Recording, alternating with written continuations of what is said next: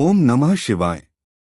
सनातन धर्म के महान पुराणों में वर्णित अनेक पवित्र कथाएं मनुष्य को धर्म, भक्ति और मोक्ष के मार्ग की ओर प्रेरित करती हैं। इन दिव्य ग्रंथों में पद्म पुराण का विशेष स्थान है, जिसमें भगवान, तीर्थों और महान भक्तों की अद्भुत महिमा का वर्णन मिलता है। आज की इस पवित्र कथा में हम सुनेंगे पिशाचमोचन कुंड और कपरदाश्वर महात्म्य की अत्यंत अद्भुत और कल्याणकारी कथा। यह कथा न केवल भगवान शिव की अनंत कृपा को प्रकट करती है, बल्कि यह भी बताती है कि सच्ची भक्ति, तीर्थ स्नान और संतों की कृपा से सबसे घोर पापों से ग्रस्त जीव भी मुक्ति प्राप्त कर सकता है।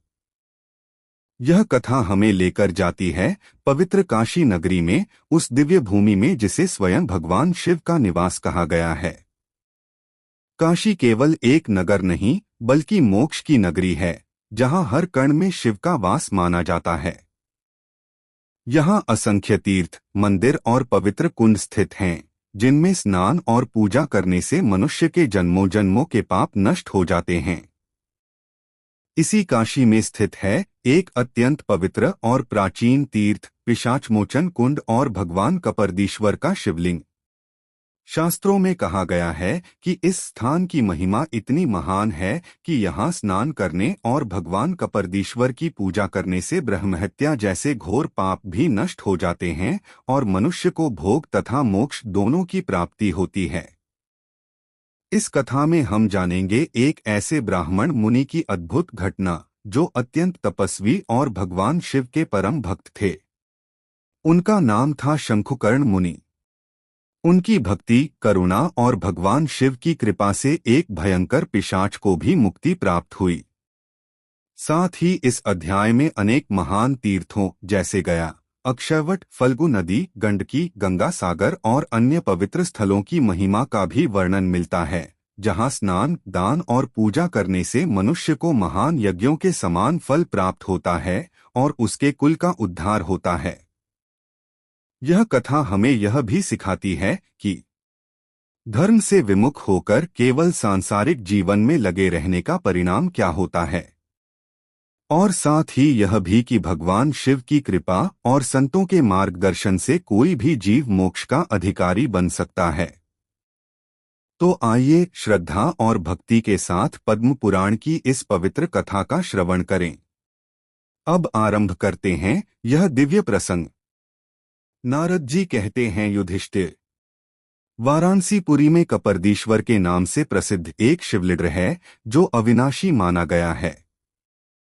वहां स्नान करके पितरों का विधिवत तर्पण करने से मनुष्य समस्त पापों से मुक्त हो जाता है तथा भोग और मोक्ष प्राप्त कर लेता है। काशीपुरी में निवास करने वाले पुरुषों के काम, क्रोध आदि दोष तथा संपूर्ण विपन्न कपरदीश्वर के पूजन से नष्ट हो जाते हैं। इसलिए परम उत्तम कपरदीश्वर का सदैव दर्शन करना चाहिए। यलपूर्वक उनका पूजन तथा वेदोक्त स्तोत्रों द्वारा उनका स्तवन भी करना चाहिए। कपरदीश्वर के स्थान में नियम पूर्वक ध्यान लगाने वाले शांतचित्त योगियों को 6 मास में ही योग सिद्धि प्राप्त होती है, इसमें तनिक भी संदेह नहीं है। पिशाचमोचन कुंड में नहाकर कपरदियाश्वर के पूजन से मनुष्य के ब्रह्महत्या आदि पाप नष्ट हो जाते हैं। पूर्वकाल की बात है, कपरदीश्वर क्षेत्र में उत्तम व्रत का पालन करने वाले एक तपस्वी ब्राह्मण रहते थे। उनका नाम था शंखुकर्ण। वे प्रतिदिन भगवान शहडूर का पूजन, रुद्र का पाठ तथा निरंतर ब्रह्मस्वरूप प्रणव का जप करते थे। उनका चित्त योग में लगा हुआ था। वे मरण पर्यंत काशी में रहने का नियम लेकर पुष्प, धूप आदि उपचार, स्तोत्र, नमस्कार और परिक्रमा आदि के द्वारा भगवान कपरदीश्वर की आराधना करते थे। एक दिन उन्होंने देखा, एक भूखा प्रेत सामने आकर खड़ा है। उसे देख मुनिश्रेष्ठ शंखुकर्ण की बड़ी दया आई।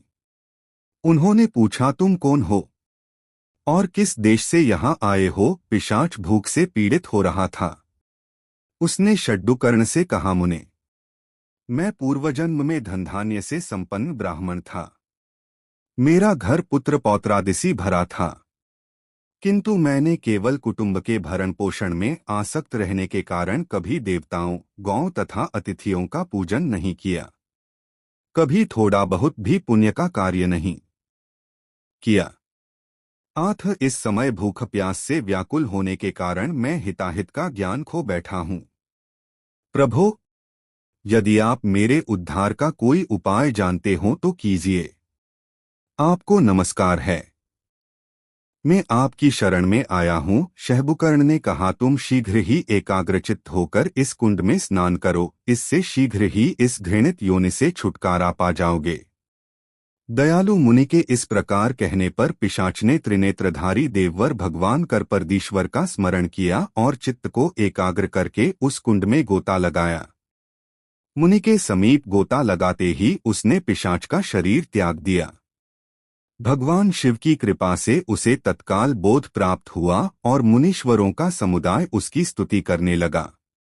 तत्पश्चात जहाँ भगवान दरड्डूर विराजते हैं, उस त्रयीमय श्रेष्ठ धाम में वह प्रवेश कर गया। पिशाच को इस प्रकार मुक्त हुआ देख मुनि को बड़ी प्रसन्नता हुई।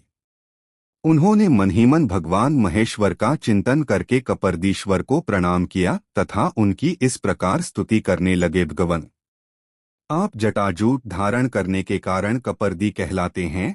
आप परात्पर, सबके रक्षक, एक अद्वितीय पुराण पुरुष, योगेश्वर, ईश्वर, आदित्य और अभयरूप तथा कपिल वर्ण के वृषभ नंदीश्वर पर आरूढ़ हैं। मैं आपकी शरण में आया हूँ।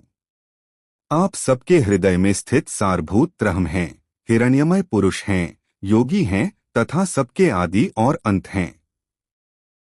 आप रूप दुहक को दूर करने वाले हैं। आथा आपको रुद्र कहते हैं। आप आगरकाशा में व्यापक रूप से स्थित महामुनि, ब्रह्मस्वरूप एवं परम पवित्र हैं। मैं आपकी शरण में आया हूँ। आप सहस्रो चरण, सहस्त्रों नेत्र तथा सहस्त्रों मस्तकों से युक्त हैं। आपके सहस्त्रों रूप हैं। आप अंधकार से परे और वेदों की भी पहुँच के बाहर हैं। कल्याणोत्पादक होने से आपको शंभु कहते हैं। आप हिरण्यगर्भ आदि देवताओं के स्वामी तथा 3 नेत्रों से सुशोभित हैं। मैं आपको प्रणाम करता हूँ। जिनमें इस जगत की उत्पत्ति और लय होते हैं, जिन शिवस्वरूप परमात्मा ने इस समस्त दृश्य प्रपन्न को व्याप्त कर रखा है तथा जो वेदों की सीमा से भी परे हैं, उन भगवान षड्जूर को प्रणाम करके मैं सदा के लिए उनकी शरण में आ पड़ा हूँ।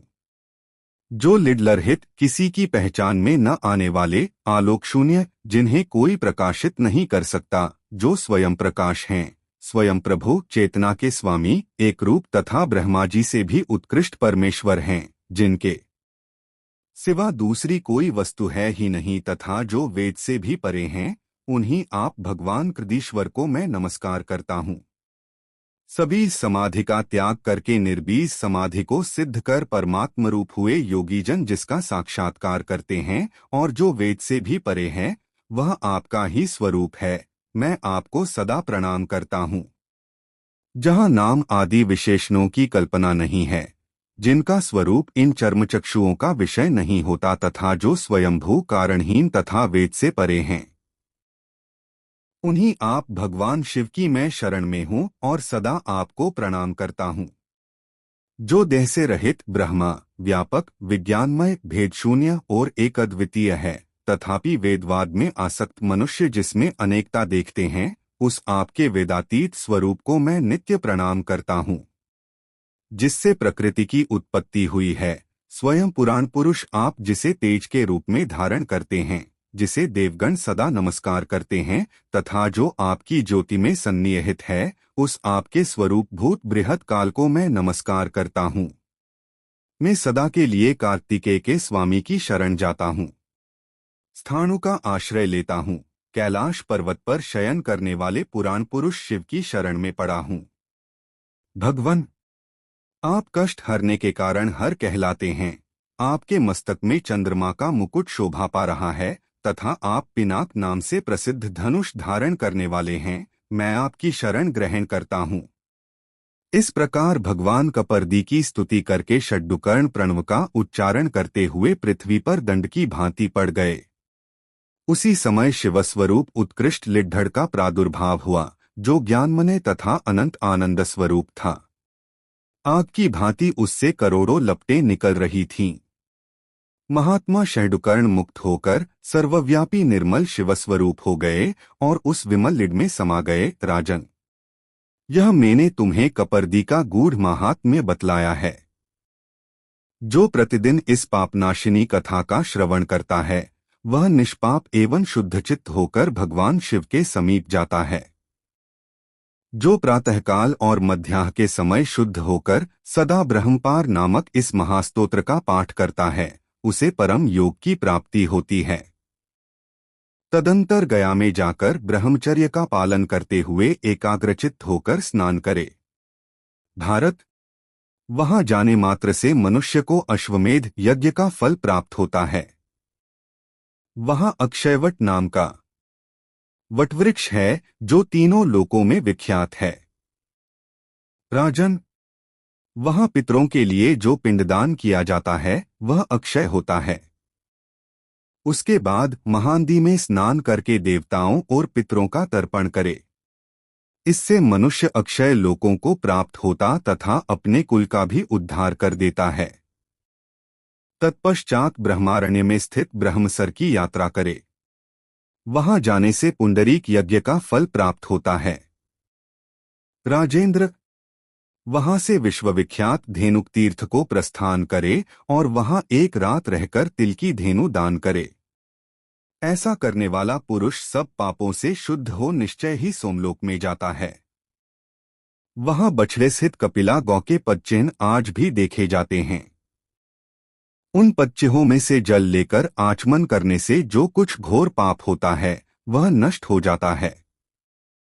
वहां से गृध्वट की यात्रा करे। वह झशूलधारी भगवान षड्डूर का स्थान है। वहां शहटधूर जी का दर्शन करके भस्मस्त्रान करे, सारे अड्जों में भस्म लगाए। ऐसा करने वाला यदि ब्राह्मण हो तो उसे 12 वर्षों तक व्रत करने का फल प्राप्त होता है और अन्य वर्ण के मनुष्यों का सारा पाप नष्ट हो जाता है। तत्पश्चात उदय पर्वत पर जाए, वहां सावित्री के चरण चिन्हों का दर्शन होता है। उस तीर्थ में संध्योपासन करना चाहिए। इससे एक ही समय में 12 वर्षों तक संध्या करने का फल प्राप्त होता है। तत्पश्चात वहीं योनिद्वारकं पास जाए। वह विख्यात स्थान है। उसके पास जाने मात्र से मनुष्य गर्भवास के कष्ट से छुटकारा पा जाता है। राजन, जो मनुष्य शुक्र और कृष्ण दोनों पक्षों में गया में निवास करता है वह अपने कुल की 7 पीढ़ियों का उद्धार कर देता है, इसमें तनिक भी संदेह नहीं है। राजन, तत्पश्चात तीर्थ सेवी मनुष्य फल्गु नदी के किनारे जाए। वहां जाने से वह अश्वमेध यज्ञ का फल पाता और परम सिद्धि को प्राप्त होता है। तदंतर एकाग्रचित्त हो धर्म पृष्ठ की यात्रा करे, जहां धर्म का नित्य निवास है। वहां धर्म के समीप जाने से अश्वमेघ यज्ञ का फल मिलता है। वहां से ब्रह्मा जी के उत्तम तीर्थ को प्रस्थान करे और वहां पहुंचकर व्रत का पालन करते हुए ब्रह्मा जी की पूजा करे। इससे राजसूय और अश्वमेध यज्ञों का फल मिलता है। इसके बाद मणिनाग तीर्थ में जाए। वहां सहस्त्र गोदानों का फल प्राप्त होता है। उस तीर्थ में एक रात निवास करने पर सब पापों से छुटकारा मिल जाता है। इसके बाद ब्रह्मर्षि गौतम के वन में जाए। वहां अहल्याकुंड में स्नान करने से परम गति की प्राप्ति होती है। उसके बाद राजर्षि जनक का कूप है जो देवताओं द्वारा भी पूजित है। वहां स्नान करके मनुष्य विष्णुलोक को प्राप्त कर लेता है। वहां से विनाशन तीर्थ को जाए जो सब पापों से मुक्त करने वाला है। वहां की यात्रा से मनुष्य अश्वमेध यज्ञ का फल पाता और सोमलोक को जाता है। तत्पश्चात संपूर्ण तीर्थों की जल से प्रकट हुई गंडकी नदी की यात्रा करे। वहां जाने से मनुष्य वाजपेय यज्ञ का फल पाता और सूर्यलोक को जानता है। धर्मज्ञ युधिष्ठिर, वहां से ध्रुव के तपोवन में प्रवेश करे। महाभाग, वहां जाने से मनुष्य यक्षलोक में आनंद का अनुभव करता है। तदंतर सिद्ध सेवित कर्मदा नदी की यात्रा करे। वहां जाने वाला मनुष्य पुंडरीक यज्ञ का फल पाता और सोमलोक को जाता है। राजा युधिष्ठिर, तत्पश्चात माहेश्वरी धारा के समीप जाना चाहिए। वहां यात्री को अश्वमेध यज्ञ का फल मिलता है और वह अपने कुल का उद्धार कर देता है। देव पुष्करिणी तीर्थ में जाकर स्नान से पवित्र हुआ मनुष्य कभी दुर्गति में नहीं पड़ता और वाजपेय यज्ञ का फल पाता है। इसके बाद ब्रह्मचर्य का पालन करते हुए एकाग्रचित्त हो माहेश्वर पद की यात्रा करे। वहां स्नान करने से अश्वमेध यज्ञ का फल मिलता है। भरत श्रेष्ठ, माहेश्वर पद में 1 करोड़ तीर्थ सुने गए हैं, उनमें स्नान करना चाहिए। इससे पुंडरीक यज्ञ के फल और विष्णु लोक की प्राप्ति होती है। तदंतर भगवान नारायण के स्थान को जाना चाहिए, जहां सदा ही भगवान श्रीहरि निवास करते हैं। ब्रह्मा आदि देवता, तपोधन ऋषि, 12 आदित्य, 8 वसु और 11 रुद्र वहां उपस्थित होकर भगवान जनार्दन की उपासना करते हैं। वहां अद्भुतकर्मा भगवान विष्णु का विग्रह शालग्राम के नाम से विख्यात है। उस तीर्थ में अपनी महिमा से कभी च्युत न होने वाले और भक्तों को वर प्रदान करने वाले त्रिलोकीपति श्री विष्णु का दर्शन करने से मनुष्य विष्णु लेक को प्राप्त होता है।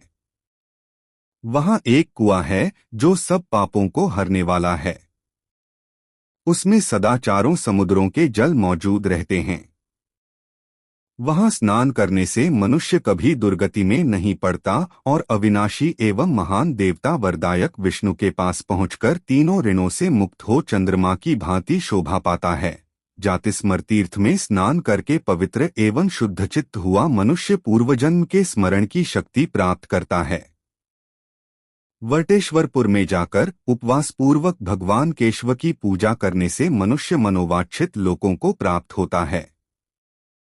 तत्पश्चात सब पापों से छुटकारा दिलाने वाले वामन तीर्थ में जाकर भगवान श्रीहरि को प्रणाम करने से मनुष्य कभी दुर्गति को नहीं प्राप्त होता। भरत का आश्रम भी सब पापों को दूर करने वाला है। वहां जाकर महापातक नाशिनी कौशिकी कोसी नदी का सेवन करना चाहिए। ऐसा करने वाला मानव राजसूय यज्ञ का फल पाता है। तदंतर परम उत्तम चंपकारण्य चंपारण की यात्रा करे। वहां एक रात उपवास करने से मनुष्य सहस्त्र गोदानों का फल पाता है। तत्पश्चात कन्या संवेद्य नामक तीर्थ में जाकर नियम से रहे और नियमानुकूल भोजन करे। इससे प्रजापति मनु के लोकों की प्राप्ति होती है। जो कन्या तीर्थ में थोड़ा सा भी दान करते हैं, उनका वह दान अक्षय होता है। निष्ठावास नामक तीर्थ में जाने से मनुष्य अश्वमेध यज्ञ का फल पाता और विष्णुलोक को जाता है। नरश्रेष्ठ, जो मनुष्य निष्ठा के सड्म में दान करते हैं, वे रोग शोक से रहित ब्रह्मलोक में जाते हैं। निष्ठा सड्रम पर महर्षि वशिष्ठ का आश्रम है। देवकूट तीर्थ की यात्रा करने से मनुष्य अश्वमेध यज्ञ का फल पाता और अपने कुल का उद्धार कर देता है। वहां से कौशिक मुनि के कुंड पर जाना चाहिए, जहां कुशिक गोत्र में उत्पन्न महर्षि विश्वामित्र ने परम सिद्धि प्राप्त की थी। भरत श्रेष्ठ, वहां धीर पुरुष को कौशिकी नदी के तट पर 1 मास तक निवास करना चाहिए। एक ही मास में वहां अश्वमेध यज्ञ का पुण्य प्राप्त हो जाता है। कालिका सड़भम एवं कौशिकी तथा अरुणा के सड़म में स्नान करके 3 रात तक उपवास करने वाला विद्वान सब पापों से मुक्त हो जाता है। सकुनदी नामक तीर्थ में जाने से द्विजतार्थ हो जाता है तथा सब पापों से शुद्ध हो स्वर्गलोक को प्राप्त होता है। मुनिजन सेवित उद्यान तीर्थ में जाकर स्नान करना चाहिए, इससे सब पाप छूट जाते हैं। तदंतर चंपापुरी में जाकर गड़ाजी के तट पर तर्पण करना चाहिए। वहां से दंडार्पण में जाकर मनुष्य सहस्त्र गोदानों का फल प्राप्त करता है। तदंतर संध्या में जाकर सद्विद्या नामक उत्तम तीर्थ में स्नान करने से मनुष्य विद्वान होता है। उसके बाद गर्भासागर संगम में स्नान करना चाहिए। इससे विद्वान लोग 10 अश्वमेध यज्ञों के फल की प्राप्ति बतलाते हैं। तत्पश्चात पाप दूर करने वाली वैतरणी नदी में जाकर विरजतीर्थ में स्नान करे। इससे मनुष्य चंद्रमा की भांति शोभा पाता है। प्रभाव क्षेत्र के भीतर कुल नामक तीर्थ में जाकर मनुष्य सब पापों से छूट जाता है तथा सहस्त्र गोदानों का फल पाकर अपने कुल का भी उद्धार कर देता है। सोन नदी और ज्योतिर्थी के सड़म पर निवास करने वाला पवित्र मनुष्य देवताओं और पितरों का तर्पण करके अमिष्टोम यज्ञ का फल प्राप्त करता है। सोन और नर्मदा के उद्गम स्थान पर वंशगुल्म तीर्थ में आचमन करके मनुष्य अश्वमेध यज्ञ का फल प्राप्त करता है। कोशला के तट पर ऋषभ तीर्थ में जाकर 3 रात उपवास करने वाला मनुष्य अश्वमेध यज्ञ का फल पाता है। कोशला के किनारे कालतीर्थ में जाकर स्नान करे तो 11 बैल दान करने का पुण्य प्राप्त होता है। पुष्पवती में स्नान करके 3 रात उपवास करने वाला मनुष्य सहस्त्र गोदानों का फल पाता और अपने कुल का भी उद्धार कर देता है। तदंतर जहां परशुराम जी निवास करते हैं, उस महेंद्र पर्वत पर जाकर रामतीर्थ में स्नान करने से मनुष्य अश्वमेध यज्ञ का फल पाता है। वहीं मतज्ज का क्षेत्र है, जहां स्नान करने से सहस्त्र गोदानों का फल मिलता है। उसके बाद श्री पर्वत पर जाकर नदी के किनारे स्नान करे। वहां देवहद में स्नान करने से मनुष्य पवित्र एवं शुद्धचित्त हो अश्वमेध यज्ञ का फल पाता और परम सिद्धि को प्राप्त होता है। तदंतर कावेरी नदी की यात्रा करे, वहां स्नान करके मनुष्य सहस्त्र गोदानों का फल पाता है। वहां से आगे समुद्र के तटवर्ती तीर्थ में, जिसे कन्या तीर्थ कहते हैं, जाकर स्नान करे। वहां स्नान करने से मनुष्य सब पापों से मुक्त हो जाता है। तदंतर समुद्र मध्यवर्ती गोकर्ण तीर्थ में जा भगवान शंकर की पूजा करके 3 रात उपवास करने वाला मनुष्य 10 अश्वमेध यज्ञों का फल पाता और गणपति पद को प्राप्त होता है। 12 रात तक वहां उपवास करने वाला मनुष्य कृतार्थ हो जाता है, उसे कुछ भी पाना शेष नहीं रहता। उसी तीर्थ में गायत्री देवी का भी स्थान है, जहां 3 रात उपवास करने वाले को सहस्त्र गोदान का फल मिलता है। तत्पश्चात सदा सिद्ध पुरुषों द्वारा सेवित गोदावरी की यात्रा करने से मनुष्य गवामय यज्ञ का फल पाता और वायुलोक को जाता है। वेणा के सड़भम में स्नान करने से वाजपेय यज्ञ का फल प्राप्त होता है और वरदा सड़भम में नहाने से सहस्त्र गोदान का फल मिलता है।